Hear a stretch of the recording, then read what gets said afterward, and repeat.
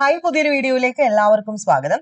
ഇന്നത്തെ വീഡിയോയിൽ നമ്മളൊരു റിവിഷൻ ക്ലാസ് ആണ്. അതായത് ഡിഗ്രി പ്രിലിംസിന്റെ തേർഡ് ഫേസ് എഴുതാൻ പോകുന്നവരും ഡിഗ്രി മെയിൻസ് ഫോക്കസ് ചെയ്യുന്നവർക്കും വേണ്ടിയിട്ട് ഈ രണ്ട് പ്രിലിംസിനും ചോദിച്ചിട്ടുള്ള കുറച്ച് ടോപ്പിക്സ് ഉണ്ട്. ആ ടോപ്പിക്സ് നമുക്ക് എത്രയും പെട്ടെന്ന് ഇതുവരെ നോക്കിയിട്ടില്ലാത്ത പോയിന്റ്സ് ഉണ്ട് എന്നുണ്ടെങ്കിൽ വേഗത്തിൽ നോക്കി പോകാം.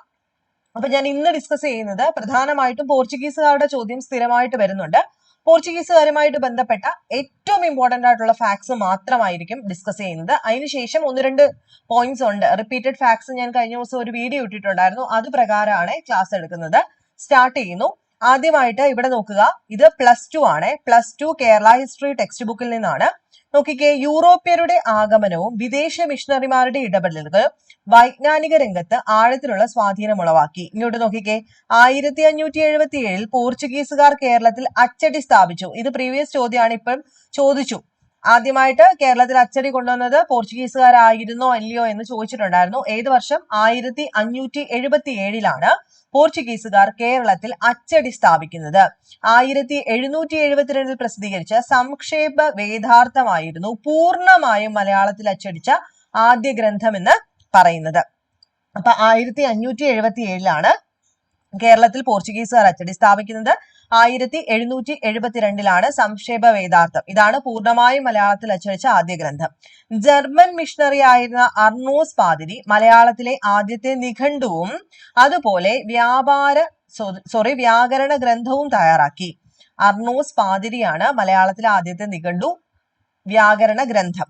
ചർച്ച് മിഷൻ സൊസൈറ്റിയിലെ അംഗമായ ബെഞ്ചമിൻ ബെയ്ലി 1846 ഇംഗ്ലീഷ് മലയാളം നിഘണ്ടു പ്രസിദ്ധീകരിച്ചു. ഇതൊക്കെ ഇനിയും ചോദിക്കാൻ സാധ്യതയുണ്ട്. ഒന്നും കൂടെ പറയാം.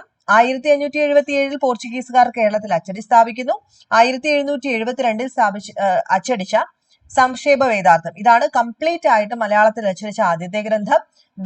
ദെൻ നമ്മൾ പറഞ്ഞ എന്താ, ജർമ്മൻ മിഷണറി ആയിരുന്ന അർണോസ് പാതിരി മലയാളത്തിലെ ആദ്യത്തെ നിഘണ്ടു, വ്യാകരണ ഗ്രന്ഥം തയ്യാറാക്കി. അതുപോലെ ചർച്ച് മിഷൻ സൊസൈറ്റിയിലെ അംഗമായ ബെഞ്ചമിൻ ബെയ്ലി 1846 ഇംഗ്ലീഷ് മലയാളം നിഘണ്ടു പ്രസിദ്ധീകരിച്ചു. ബേസൽ ഇവാഞ്ചലിക്കൽ മിഷനിലെ അംഗമായ ഹെർമൻ ഗുണ്ടർട്ട്, ഇത് സ്ഥിരം ചോദ്യമാണ് നമ്മുടെ. ഇദ്ദേഹമാണ് മലയാളത്തിലെ ആധികാരിക വ്യാകരണ ഗ്രന്ഥം തയ്യാറാക്കിയത്. ഹെർമൻ ഗുണ്ടർട്ട് മലയാളത്തിലെ ആദ്യത്തെ ആധികാരിക വ്യാകരണ ഗ്രന്ഥം തയ്യാറാക്കി. മറ്റു പോയിന്റ്സ് എന്തൊക്കെയാ? 1847 അദ്ദേഹം രാജ്യസമാചാരം, പശ്ചിമോദയം എന്നീ പേരുകളിൽ 2 മലയാളം വർത്തമാന പത്രങ്ങൾ ആരംഭിച്ചു. ഇതെല്ലാം പ്രീവിയസ് ചോദ്യമാണ്. 1846 ഇംഗ്ലീഷ് മലയാളം നിഘണ്ടു പ്രസിദ്ധീകരിച്ചത് ബെഞ്ചമിൻ ബെയ്ലി ആണ്. എന്നാൽ ഹെർമൻ ഗുണ്ടർട്ടിന്റെ പേര് എങ്ങനെയാ വന്നത്? ഇദ്ദേഹം ആദ്യത്തെ ആധികാരിക വ്യാകരണ ഗ്രന്ഥം മലയാളത്തിൽ രചിച്ചു. മറ്റ് പോയിന്റ്സ് ആണ് രാജ്യസമാചാരം, പശ്ചിമോദയം, 2 മലയാള വർത്തമാന പത്രം ആരംഭിച്ചതും ഹെർമൻ ഗുണ്ടർട്ടാണ്. പിന്നീട് മലയാള മനോരമ, മാതൃഭൂമി തുടങ്ങി നിരവധി പത്രങ്ങൾ പ്രസിദ്ധീകരിക്കാൻ ആരംഭിച്ചു. ഇതെല്ലാം മലയാള ഭാഷയുടെ പൊതുനിലവാരം വർദ്ധിക്കുന്നതിന് കാരണമായി. അങ്ങനെ അച്ചടി വന്ന വഴിയാണ്. സ്ഥിരം ചോദ്യമായിട്ട് ചോദിക്കാറുണ്ട്, നോക്കി വെച്ചേക്കാം. കേരള സമൂഹത്തിന്റെ ആധുനികവൽക്കരണത്തിന്റെ പിന്നിലെ സുപ്രധാന ചാലകശക്തി വിദ്യാഭ്യാസമായിരുന്നു. വിദ്യാഭ്യാസം സാർവത്രികമാക്കുന്നതിന് മിഷണറിമാർ സുപ്രധാന പങ്ക് വഹിച്ചോ ഇല്ലയോ എന്ന് ചോദിച്ചിട്ടുണ്ട്. ചോദിക്കുമ്പോൾ ആൻസർ ചെയ്ത വഹിച്ചു. London mission society LMS, church mission society CMS എന്നീ 19ാം നൂറ്റാണ്ടിന്റെ ആദ്യ പതിറ്റാണ്ടിൽ തിരുവിതാംകൂറിൽ പ്രവർത്തനം ആരംഭിച്ചു. ലണ്ടൻ മിഷനിലെ അംഗങ്ങളിൽ ഒരാളായ റവറൻ മീഡ് വിദ്യാഭ്യാസത്തിൽ ശ്രദ്ധ കേന്ദ്രീകരിച്ചു. ചർച്ച് മിഷൻ 1813 കോട്ടയത്ത് ഒരു കോളേജും സെമിനാരിയും സ്ഥാപിച്ചു. ചർച്ച് മിഷൻ സൊസൈറ്റി CMS 1813 അവർ ഒരു വ്യാകരണ വിദ്യാലയവും സ്ത്രീ വിദ്യാഭ്യാസം പ്രോത്സാഹിപ്പിക്കുന്നതിനായിട്ട് പള്ളിക്കൂടങ്ങളും സ്ഥാപിച്ചു. ആരാ? CMS. കൊച്ചി മേഖലയിലെ ആദ്യത്തെ വിദ്യാലയം 1818 മട്ടാഞ്ചേരിയിൽ സ്ഥാപിച്ചത് ഇംഗ്ലീഷ് മിഷണറി ആയിരുന്ന ഡാവ്സൺ ആയിരുന്നു. കൊച്ചി മേഖലയിലെ ആദ്യത്തെ വിദ്യാഭ്യാസം മട്ടാഞ്ചേരിയിലാണ്. 1818 സ്ഥാപിച്ചത്. ആരാണ് സ്ഥാപിച്ചത്? ഡാവ്സൺ. ഇതേ സമയം തന്നെ സാൽവേഷൻ ആർമി വിഭാഗത്തിലെ സ്പാനിഷ് മിഷണറി ആയിരുന്ന ട്വിങ്കിൾ ടാപ്പ് നാഗർകോവിൽ അടക്കമുള്ള തിരുവിതാംകൂറിന്റെ തെക്കൻ പ്രദേശങ്ങളിലും ഇംഗ്ലീഷ് വിദ്യാഭ്യാസം കൊണ്ടുവന്നു. മലബാർ വിദ്യാഭ്യാസത്തിന്റെ പ്രചാരത്തിന്റെ നേതൃത്വം ആരാണ് ഏറ്റെടുത്തത്? ബേസൽ ഇവാഞ്ചലിക്കൽ മിഷൻ ആയിരുന്നു. 1841 മിഷണറി ആയിരുന്ന റവറൻ ഹബിബ് കണ്ണൂരിലെ ബർണശ്ശേരിയിൽ ഒരു ഇംഗ്ലീഷ് വിദ്യാലയം സ്ഥാപിക്കുന്നു. ബേസൽ മിഷൻ 1847 കോഴിക്കോടിനടുത്ത് കല്ലായിലും 1856 തലശ്ശേരിയില് പ്രാഥമിക ഇംഗ്ലീഷ് വിദ്യാലയങ്ങൾ സ്റ്റാർട്ട് ചെയ്തു.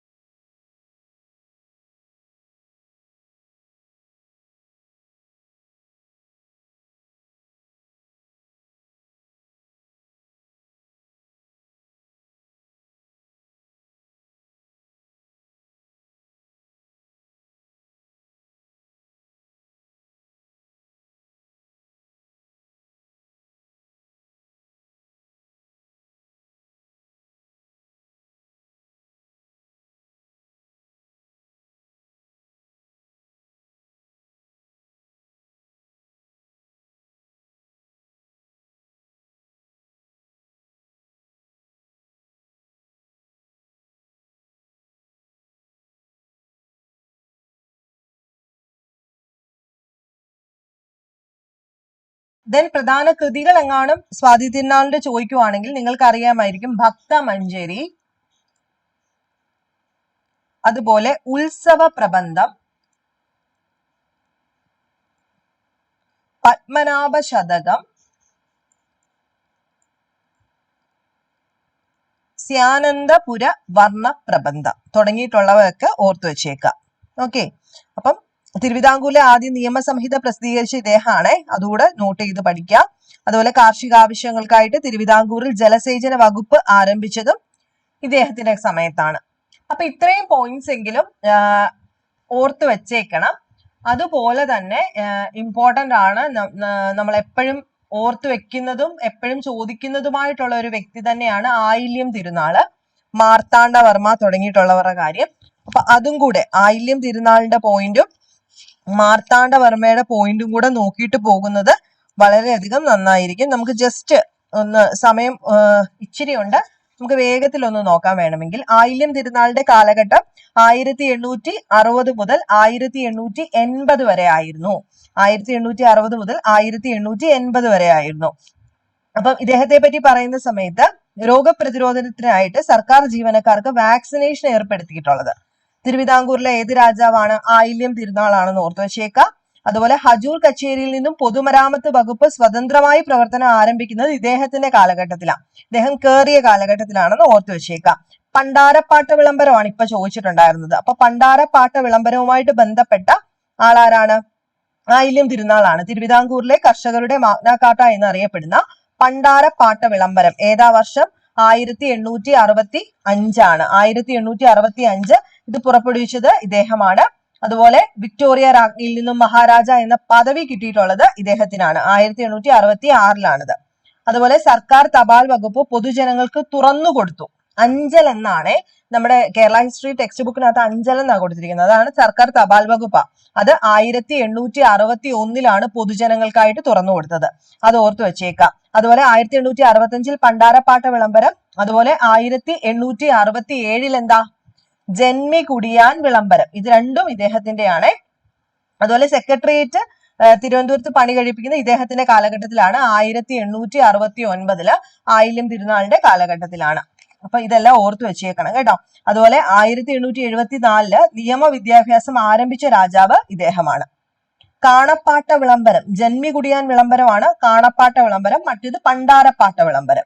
അത് രണ്ടും തെറ്റിക്കരുത്. ഇത് ഇപ്പം ഏറ്റവും ലേറ്റസ്റ്റ് ചോദ്യമാണ്, നോക്കിയിട്ട് പോകാനായിട്ട് ശ്രദ്ധിക്കാം. ഇനി അടുത്ത നെക്സ്റ്റ് ഒരു ടോപ്പിക് എന്ന് പറയുന്നത് നമ്മൾ ഓൾറെഡി പറഞ്ഞു, എന്തിനെ പറ്റിയിട്ട് പഠിച്ചിട്ട് പോകണമെന്ന്. പോർച്ചുഗീസുകാരുടെ കാലഘട്ടം പഠിച്ചിട്ട് പോകുന്ന സമയത്ത് നിങ്ങൾ ശ്രദ്ധിക്കുക, ഇത് ഈ ടെക്സ്റ്റ് ബുക്ക് തന്നെ നോക്കി പഠിച്ചിട്ട് പോകാനായിട്ട് ശ്രദ്ധിക്കുക. കാരണം ഇതിൽ നിന്നും ഡയറക്റ്റ് ചോദ്യമാണ് വരുന്നത്. അപ്പം ഇവിടെ ഒരു ഡൗട്ട് വരുന്നത് എന്തൊക്കെ പഠിക്കണം എന്നുള്ളതാണ്. ഇപ്പൊ പോർച്ചുഗീസുകാരുടെ കേസ് നമ്മളിപ്പോ ഇവിടെ തുടക്കത്തിൽ പറഞ്ഞു, പോർച്ചുഗീസുകാരാണ് അച്ചടി സ്റ്റാർട്ട് ചെയ്തത്. അതിപ്പോ സ്ഥിരമായിട്ട് ചോദിക്കുന്നുണ്ട്. അതിനപ്പുറത്തേക്ക് ഇവരുടെ ആ ഒരു വൈസ്രോയിമാരുടെ, അതായത് ഗവർണർ ജനറൽമാര് വന്ന ആ ഒരു രീതി ഉണ്ടല്ലോ, അത് സ്ഥിരമായിട്ട് ചോദിക്കാറുണ്ട്. അത് നിങ്ങളൊന്ന് നോക്കുന്നത് നന്നായിരിക്കും. പ്രത്യേകിച്ച് പോർച്ചുഗീസുകാരുടെ അൽബുക്കർക്ക്, അതുപോലെ അൽമേഡ തുടങ്ങിയിട്ടുള്ള വ്യക്തികളെ പറ്റിയിട്ടും വാസ്കോഡഗാമയെ പറ്റിയിട്ടും നോക്കുന്നത് നന്നായിരിക്കും. അതുകൊണ്ട് സാമൂതിരിയുമായിട്ട് ഇവർക്കുണ്ടായ ബന്ധം, പ്രധാനപ്പെട്ട സന്ധികൾ, ഇതൊക്കെ ഒന്ന് നോക്കിയിട്ട് പോകുന്നത് നന്നായിരിക്കും. അതുപോലെ ഒരു വർഷം ചോദിച്ചിട്ടുള്ള ഒരു ചോദ്യമായിരുന്നു ഇവരുടെ മതനയം ചോദിച്ചിട്ടുണ്ട്. ഇതെല്ലാം ഈ ടെക്സ്റ്റ് ബുക്കിലുണ്ട്. ജസ്റ്റ് ഞാനൊന്ന് പറയാം. നമുക്കറിയാം 1498 മെയ് മാസത്തിലാണ് വാസ്കോഡഗാമ കോഴിക്കോട്ട് വന്നിറങ്ങുന്നത്. അതിനുശേഷം ഇവിടെ ഇമ്പോർട്ടന്റ് ആയിട്ടുള്ള മറ്റൊരു കാര്യം എന്താ? പോർച്ചുഗൽ രാജാവായിരുന്ന ഡോം മാനുവൽ ആണ് വാസ്കോഡഗാമയെ ഇന്ത്യയിലേക്ക് അയച്ചത്. ഇവിടെ ഇമ്പോർട്ടന്റ് ആയിട്ട് നോക്കേണ്ടത്, കോഴിക്കോട്ട് വെച്ച് സാമൂതിരിയിൽ നിന്നും പോർച്ചുഗീസുകാർക്ക് ലഭിച്ച സ്നേഹശൂന്യമായ സ്വീകരണം എന്നാ. സാമൂതിരിയും ഇവരും തമ്മിൽ തുടക്കത്തിൽ ഇഷ്ടമേ ആയിരുന്നില്ല. ആരാണ്ട് ഒരാൾ എന്നോട് ചോദിച്ചു അവർ തമ്മിൽ വലിയ ഇഷ്ടമായിരുന്നല്ലോ എന്ന്. അല്ല, സ്നേഹശൂന്യമായ സ്വീകരണമാണ്, അല്ലെ? അസുഖകരമായിട്ടുള്ള അനുഭവങ്ങളാണ് തുടക്കത്തിൽ ഉണ്ടായിരുന്നത്. അതുകൊണ്ട് ഇവർ കൊച്ചി രാജാവുമായിട്ടും കോലത്തിരിയുമായിട്ടും, കണ്ണൂരെ കോലത്തിരിയുമായിട്ടൊക്കെയാണ് ഇവർ ഇഷ്ടമായിരുന്നത്. പിന്നീടാണ്, ഒരു കാലഘട്ടം കഴിഞ്ഞതിന് ശേഷമാണ് സാമൂതിരിയുമായിട്ട് ഇവരെ ഓക്കെ ആവുന്നതും ദെൻ സാമൂതിരിയുമായിട്ട് ഒത്തുകൊണ്ട് കൊച്ചി രാജാവിനെതിരെ ആവുകയാണ് ചെയ്തത്. അപ്പൊ പ്രധാനമായിട്ടും ഓർത്തു വെക്കേണ്ട ഒരു കാര്യം എന്ന് പറയുന്നതും, ഈ വാസ്കോഡഗാമ വരുന്ന സമയത്ത് സാമൂതിരിയൊക്കെ സ്വീകരിച്ചെങ്കിലും വാസ്കോഡഗാമയെ സ്വീകരിച്ചു എന്ന് ചോദിച്ചു കഴിഞ്ഞാൽ സ്വീകരിച്ചു, പക്ഷെ അത്ര നല്ല രീതിയിലുള്ള ഒരു ബന്ധമോ അങ്ങനെ ഒന്നും ആയിരുന്നില്ല തുടക്കത്തിൽ ഉണ്ടായിരുന്നത്. അഭ്യർത്ഥന, അതായത് ഒരു എന്റെ അനുയായികളെ ഇവിടെ നിർത്താമോ എന്ന് ചോദിച്ചതിനോട് സാമൂതിരി പോസിറ്റീവായിട്ടുള്ള ഒരു മറുപടി അല്ല കൊടുത്തിരുന്നത്. അതിനുശേഷം കണ്ണൂരേക്കും കൊച്ചി രാജാവിനോടുമാണ് പോർച്ചുഗീസുകാർ കൂടുതലായിട്ട് അടുക്കുന്നത്. ദെൻ കബ്രാളിന്റെ കേസ് പറയും. ദെൻ രണ്ടാമത് വന്ന ആളായിരുന്നു കബ്രാൾ എന്ന് പറയുന്നത്.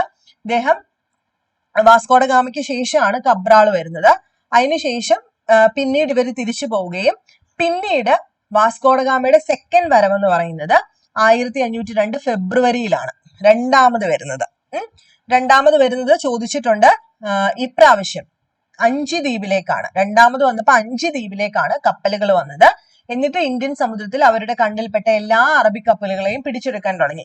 അപ്പൊ ഈ സാമൂതിരിയുമായിട്ട് ഇവരുണ്ടായിരുന്ന ഇഷ്യൂസ് എന്താ? മുസ്ലിങ്ങളെ മാറ്റണമെന്ന്, അറബികളുമായിട്ടുള്ള ബന്ധം നിർത്തണം, കച്ചവടം നിർത്തണം എന്ന് പറഞ്ഞത് കാരണമാണ് സാമൂതിരിയുമായിട്ട് ഇവർ നല്ല രീതിയിലുള്ള ടേംസിൽ അല്ലാതിരുന്നത്. അറബികളുമായിട്ട് തുടക്കം തൊട്ടേ ഇവർക്ക് പ്രശ്നങ്ങൾ ഉണ്ടായിരുന്നു. അപ്പൊ ഇത് പഠിക്കാതെ കാര്യങ്ങളൊന്ന് മനസ്സിലാക്കി പോവുകയാണെങ്കിൽ നമുക്ക് കുറച്ചുകൂടെ നന്നായിരിക്കും.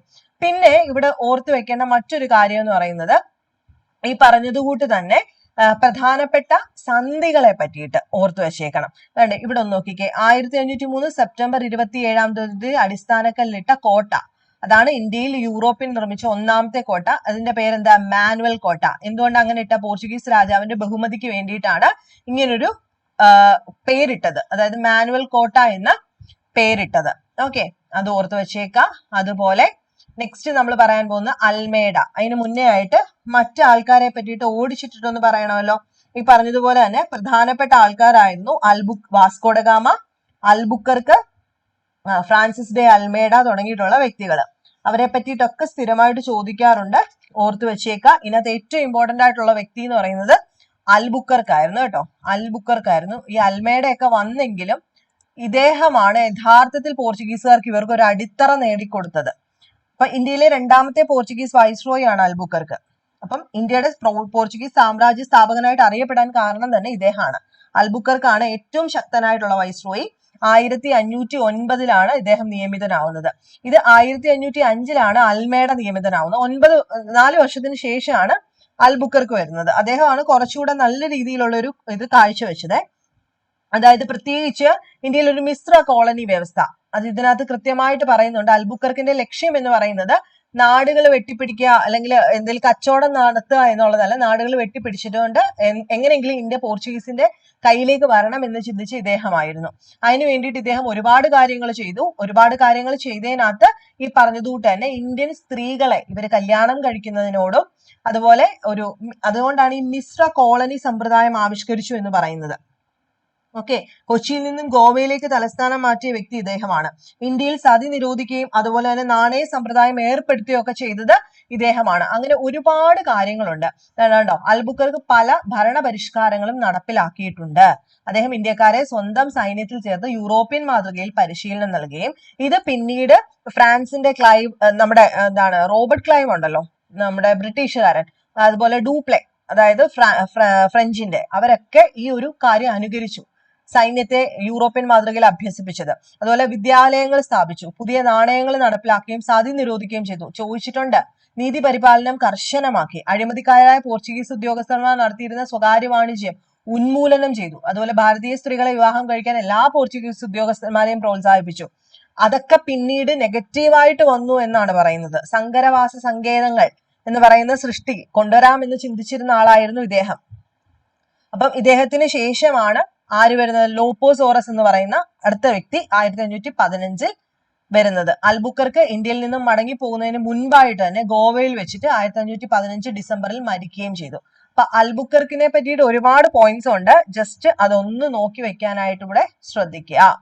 അതിനുശേഷം വന്ന ആൾക്കാരൊന്നും അത്ര വലിയ കാഴ്ചവെച്ചിരുന്ന ഒരാൾക്കാരൊന്നും ആയിരുന്നില്ല എന്ന് തന്നെയാണ് ഇതിനകത്ത് പറയുന്നത്. ഇനി ഇവിടെ ഓർത്തു വെച്ചേക്കാം, സാമൂതിരിയും പോർച്ചുഗീസുകാരുമായിട്ടുള്ള സന്ധി 1540 ഉണ്ടായിരുന്നത്. 1540 ഒരു സന്ധി ഉണ്ടാക്കി. ജനുവരിയിലാണ് പോർച്ചുഗീസുകാരുമായിട്ട് സന്ധി ഉണ്ടാക്കുന്നത്. ആരാ? സാമൂതിരി.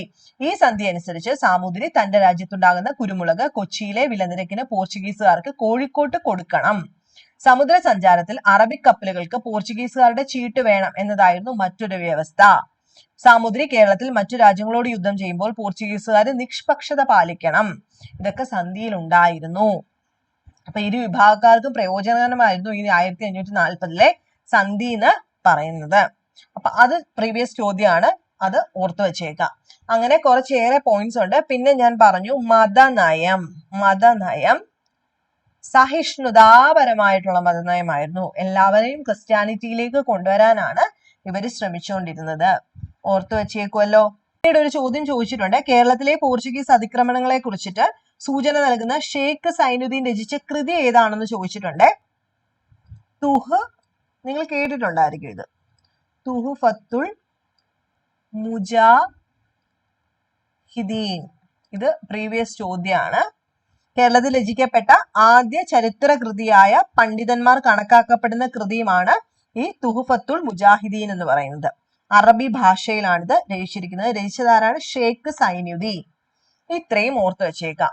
അപ്പൊ ഒരുപാട് കാര്യങ്ങൾ ഞാൻ പറയുന്നില്ല, ഒരുപാട് വലിച്ചു നീട്ടുന്നതും ബോറായിരിക്കും. നെക്സ്റ്റ് ക്ലാസ്സിൽ നമ്മൾ ഈ പറഞ്ഞത് കൂട്ട് തന്നെ സെലക്ടഡ് ടോപ്പിക്സ് വേഗം നമുക്ക് നോക്കി പോവാം. നെക്സ്റ്റ് വീഡിയോയിൽ കാണുന്നവരെ